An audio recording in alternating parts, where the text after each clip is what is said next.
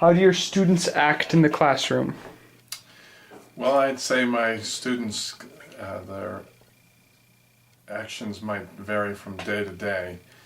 And generally speaking, I think as a teacher, as long as you're able to keep the pace going and to keep their interest and to try natural teaching tricks, good humor, and keep up their interest, then they'll behave well. But if you lose control of the class, then it's very easy for the students to really become disruptive.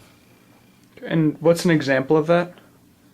Of their disruption? Yeah. You might have some kids who will stand up and walk around the room and they won't listen to you as you ask them to take a seat.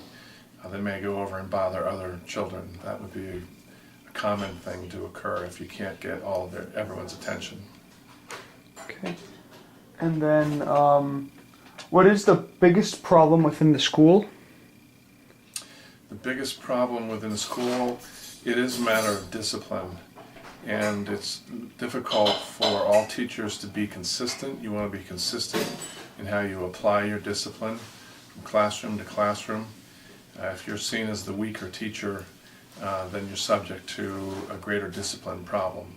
So it's very important that all teachers are consistent in the way they apply their discipline so that they're all seen on an equal basis. Okay. And then, how does the environment of the school and the children within it affect the teachers? Well, it can be challenging to be a teacher in the city, again, especially if you've got behavior issues. Very difficult to maintain your composure, especially if you're not experienced and you don't know all the proper teaching tools and behavior tools to try to keep calm. And so that's probably the greatest challenge for the teacher.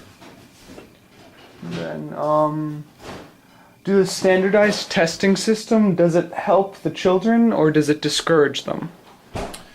I don't believe from my experience that standardized testing discourages the children. I think generally speaking it seems to be a relatively accurate picture of their abilities, though I'm certain that there are some kids in the way that they learn. Kids learn differently from the other, and so standardized testing doesn't help all kids.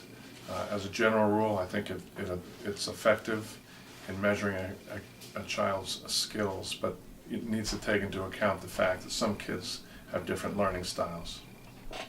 And then, would you say that the curriculum is set up to best help the children to succeed, or would you say that the system does not provide enough support, the school system?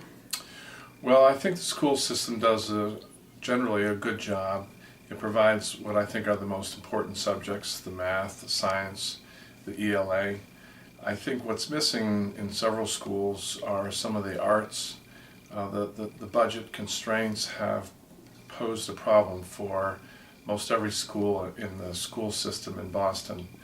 And so you don't necessarily have a well-rounded child, and that may not show up until later in their years.